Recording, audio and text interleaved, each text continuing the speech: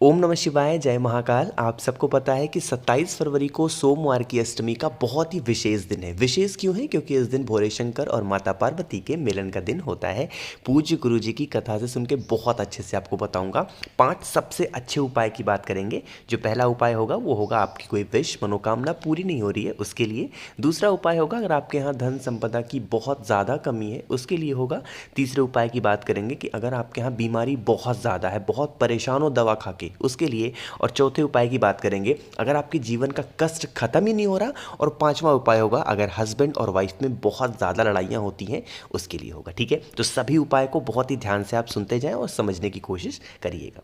तो स्टार्ट करते हैं वीडियो को। तो सबसे पहले आपको मैं पांचवा उपाय बताऊंगा जो कि है हस्बैंड और वाइफ यानी पति पत्नी में बहुत ज़्यादा लड़ाइयाँ होती हैं, छोटी छोटी बातों को लेके आपस में लड़ लेते हैं। ठीक है, क्या करना होगा? स्क्रीन पर आपको बेलपत्र दिख रही होगी। आपको 7 बेलपत्र की ज़रूरत हो जो कहीं से कटा पिटा हुआ ना हो। ये जो उपाय बता रहा हूँ आपने इससे पहले कहीं नहीं सुना होगा, बहुत ही मुश्किल से मिला है, तो सुनिएगा। 7 बेलपत्र ले लिया। अब इस 7 बेलपत्र को लेके आपको सोमवार की अष्टमी के दिन जाना होगा बजरंग बली के मंदिर में। ठीक, अब वो बजरंग बली के मंदिर में क्या करोगे? पहुंच के बजरंग बली को, हनुमान जी को, वो 7 के सातों बेलपत्र को आपको यह कामना करते हुए समर्पित करनी है एक एक करके कि हमारे हस्बैंड और वाइफ में जो भी लड़ाइयाँ होती हैं, जो भी मिसअंडरस्टैंडिंग है, वो आप खत्म कर दें। ठीक है, 7 बेलपत्र आपने यहाँ पर समर्पित कर दिया। अभी आपको ये सातों बेलपत्र यहाँ पर छोड़ करके नहीं आना है। ठीक है, क्या करोगे?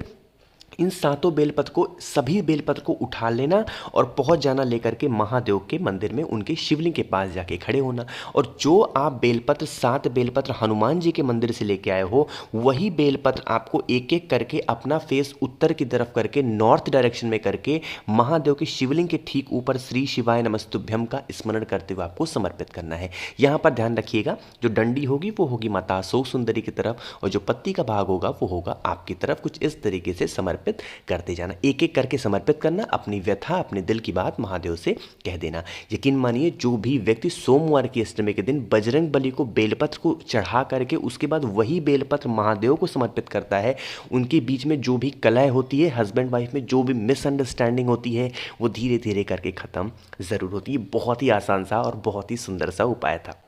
तो ये तो हमने बात कर ली अपने 5वें उपाय की। अब हम लोग आगे बढ़ते हैं अपने आज के पहले उपाय की तरफ जो कि है मनोकामना पूर्ति के लिए। अब देखो, सोमवार की अष्टमी का दिन है और आपको ये उपाय मैं ना बताऊं ऐसा हो ही नहीं सकता। ठीक है, देखो क्या करना होगा, ध्यान से समझिएगा। स्क्रीन पर आपको बेलपत्र दिख रही होगी। आपको 31 बेलपत्र की जरूरत होगी। ठीक है, और वो 31 बेलपत्र कहीं से कटा पिटा हुआ ना हो। आगे बढ़ें, फिर हमें ज़रूरत होगी 31 चावल के दानों की। जो चावल का दाना टूटा हुआ बिल्कुल नहीं होना चाहिए, कहीं से भी थोड़ा बहुत भी टूटा नहीं होना चाहिए। ठीक, आगे बढ़ें। फिर हमें ज़रूरत होगी 31 मूंग के दानों की। ये उपाय आप, मुझे पूरी उम्मीद है आपने पहले कई बार कहीं ना कहीं सुना ज़रूर होगा, लेकिन समझने की कोशिश करिएगा सबसे पहले कहाँ पे चढ़ाना होता है, बाद में कहाँ पे चढ़ाना होता है। ठीक, सारी चीज़ें ले ली आपने, इसके अलावा आपको कुछ भी लेने की ज़रूरत नहीं है। अब जो आपके हाथ में 31 हरे मूंग है ना, देखो गिनती ध्यान रखना, एक भी ज़्यादा एक भी कम नहीं होना चाहिए। जो 31 हरे मूंग है ना, ये जो नंदी बाबा का उठा वाला पैर आपको दिख रहा है, यहीं पर आपको क्या करना होगा, 31 मूंग के दाने अपनी मनोकामना को कहते हुए समर्पित करना। जो उठा वाला पैर है वहीं पर समर्पित करना है और कहीं समर्पित नहीं करना, इस चीज़ का ध्यान रखना। ठीक, नियम समझो, सबसे पहले नंदी बाबा को ही समर्पित करोगे, पहला काम हो गया। आगे बढ़ें, उसके बाद जो आपके हाथ में चावल के दाने हैं, 31 चावल के दाने हैं ना,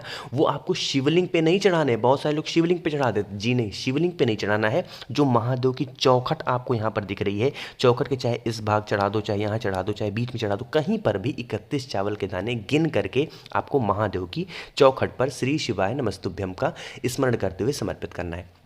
एक बात और बता दूं आपको, ये 31 चावल के दाने या फिर 31 मूंग के दाने आपको एक एक करके नहीं चढ़ाने हैं, आपको सारा का सारा एक साथ चढ़ाना होगा। ठीक, 2 काम हो गया। अब जो तीसरा काम बचा हुआ है, वो जो 31 बेलपत्र आपके हाथ में है, वह 31 बेलपत्र कहाँ चढ़ाओगे? आपको शिवलिंग के ऊपर नहीं चढ़ाना है। ये जो माता अशोक सुंदरी का स्थान आपको शिवलिंग के ऊपर दिख रहा है, यहीं पर आपको 31 बेलपत्र एक एक करके अपनी बात महादेव से कहते कहते आपको कर देनी है। यकीन मानिए, जो भी व्यक्ति सोमवार की अष्टमी के दिन ये 31 31 31 वाला उपाय कर लेता है, उसके जीवन की जो भी मनोकामनाएं होती हैं महादेव पूरी ज़रूर करते हैं। ठीक है, तो 2 उपाय की तो बात हमने कर ली यहाँ पे।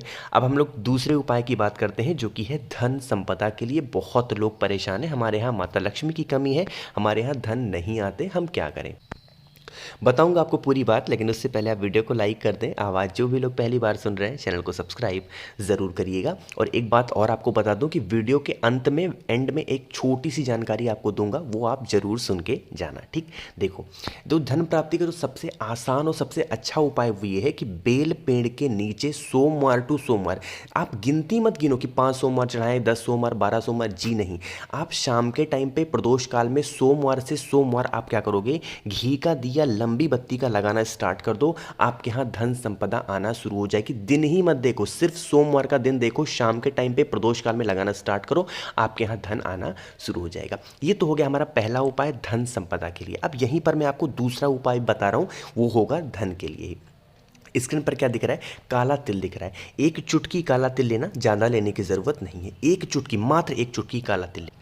उसके बाद एक आपको घी का दिया लेना होगा, लंबी बत्ती का, गोल बत्ती का नहीं, घी का दिया लंबी बत्ती का लेना होगा। और अभी उसको जलाना नहीं है, लेके पहुंच जाओगे कहाँ पे, भोले शंकर के मंदिर में। शिवलिंग के पास आपको नहीं जलाना है, मंदिर के प्रांगण में कहीं पर भी उस दीपक को आपको एक चुटकी काला तिल डाल करके तुमरुका जी के नाम से जो भी व्यक्ति जला देता है उसके घर में कभी भी धन संपदा की कमी नहीं होती। तुमरुका जी के मैंने 5 उपाय आपको बता रखे हैं, ऊपर आई बटन पे आ रहा होगा या फिर नीचे डिस्क्रिप्शन में लिंक दे दूंगा। उस सारे उपाय तुमरुका जी के ज़रूर देख लेना। इतने सुंदर उपाय हैं वो कि आपकी सारी इच्छाएं पूरी होंगी। और धन संपदा का ये उपाय आप कर लेते हैं तो आपके यहाँ कभी भी धन की कमी कोई भी नहीं होगी। ठीक है, ये 2 उपाय सबसे आसान उपाय मैंने आपको बताए धन संपदा के लिए। ठीक है, आगे बढ़ें।